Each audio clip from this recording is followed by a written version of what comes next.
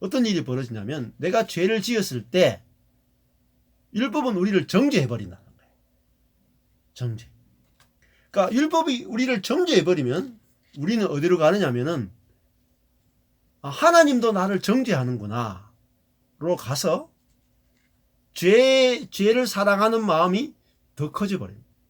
그 죄를 사랑하는 마음에 계속 지배당하게 하고 하나님의 사랑에 지배되지 못하도록 만드는 것이 율법이라는 거예요. 그래서 예수님은 이 땅에 오셔가지고 정말 과격한 사랑을 우리에게 보여주셨거든요. 하나님의 사랑을 우리에게 보여주셨단 말이죠. 그래서 예수님이 하신 사랑은 그 죄를 초월하는 사랑이단 말이에요. 그래서 예수님이 하신 말씀이 나는 죄인을 정죄하러 온 것이 아니다. 그죠? 죄인을 구원하러 왔다. 나는 병자를 심판하러 온 것이 아니라 병자를 치료하러 왔다. 이렇게 말씀하셨죠. 그래서 예수님이 굉장히 그 과격한 행동을 많이 하시거든요. 율법을 어기는 행동을 굉장히 많이 하십니다. 그 중에 보면은 삭개오라고 하는 세리가 있죠. 삭개오라고 하는 세리가 있어요. 그러면은 어때요? 삭개오가 회개하지 않았죠. 그냥 예수님 만나고 싶어서 그냥 뽕나무 위에 올라간 것밖에 없죠. 근데 회개하지 않았는데 예수님은 회개도 하지 않은 삭개오의 집에 들어가 버려요. 내가 오늘 너희 집에 들어가야 되겠다 해서 회개 안 했는데 삭개오의 집에 들어가 버리죠. 자, 그렇게 하니까 밖에 있던 모든 세리들이 저 예수는 가짜 메시아가 확실하다. 왜냐하면 회개도 안 한 집에 들어가는 것은 율법을 어기는 거가 되거든요. 근데 예수님이 하나님의 사랑, 죄인이 회개하기도 전에 받아주는 하나님의 사랑을 본인이 누리고 그걸 전하기 위해서는 회개하기 전에 삭개오의 집에 들어가야 되는 거예요. 그러니까 삭개오는 회개하기도 전에 자기가 이미 하나님께 받아들여졌다는 사실을 경험하게 되는 거예요.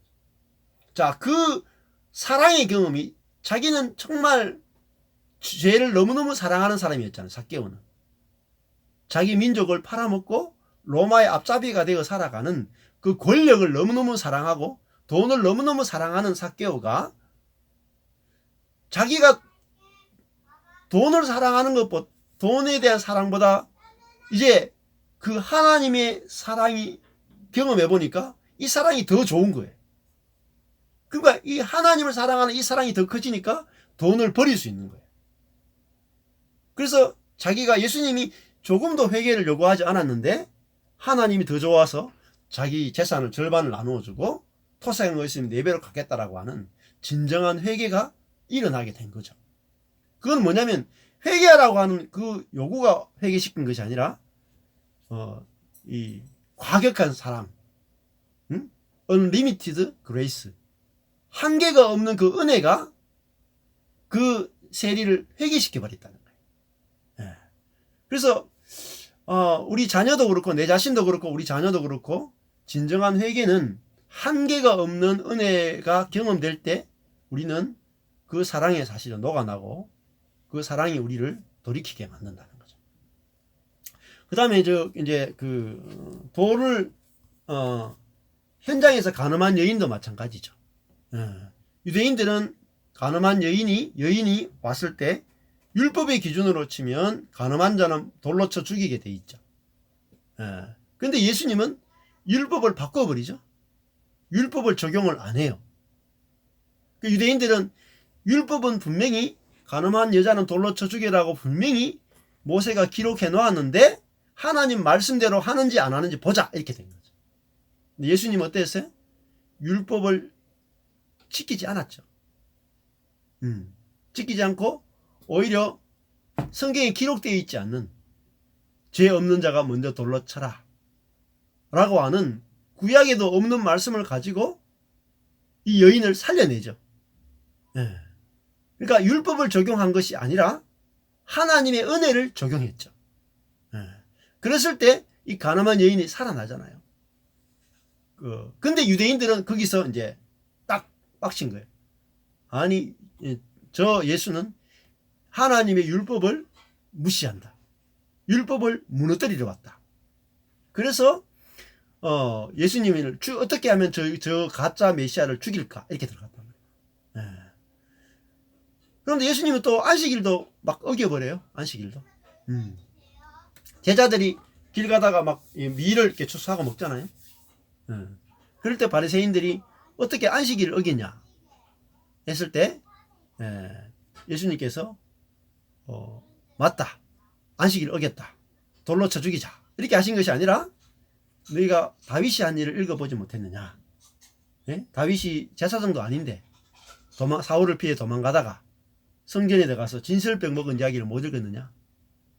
그러면은 제사장이 성전에 들어가서 진설병 먹으면 죽이게 돼 있다. 왜 그러면 하나님이 다윗을 죽이지 않았느냐. 왜 그런 다윗을 왕을 삼느냐. 말이 되냐. 봐라, 구약에도 율법만 있는 것이 아니라 율법보다도 더 큰 하나님의 은혜가 구약에 있지 않느냐. 그러면 너는 지금 율법을 다 적용하면 살 것 같느냐.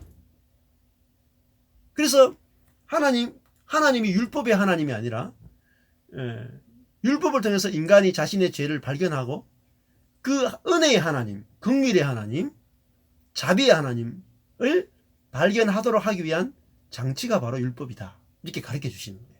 율법의 정확한 용도를 가르쳐 주시는 거예요.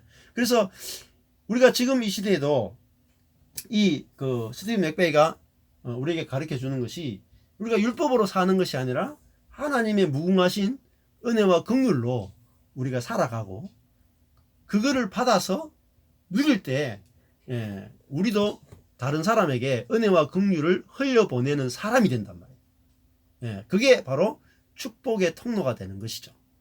자, 내가 율법하고 살면 뭐가 나옵니까? 율법이란 남편하고 살면 남편으로부터 율법을 받기 때문에 끊임없이 율법밖에 안 나와요. 근데 은혜라고 하는 그리스도와 살게 되면 내가 그리스도에게 물든단 말이에요. 그러면 자연적으로 나를 통해서 은혜와 긍휼이 나오게 돼 있다는 거죠. 그래서 내가 누구와 연합하느냐에 따라서 나에게서 나오는 열매가 달라지게 됩니다. 그래서 이 두 가지를 아는 것. 그래서 왜 율법이 없이 살아야 되고 왜 그리스도와 더불어 살아야 되는지, 또 그리스도는 율법이 없는 것이 아니라 율법의 제일 중요한 하나님 사랑, 이웃 사랑을 우리에게 실제화 시켜내는 유일한 분이시기 때문에 우리 그리스도와 사는 삶을 배워야 된다라고 이야기할 수 있습니다. 오늘 이렇게 좀 정리하면 되겠습니다. 감사합니다. 여기까지 하시고.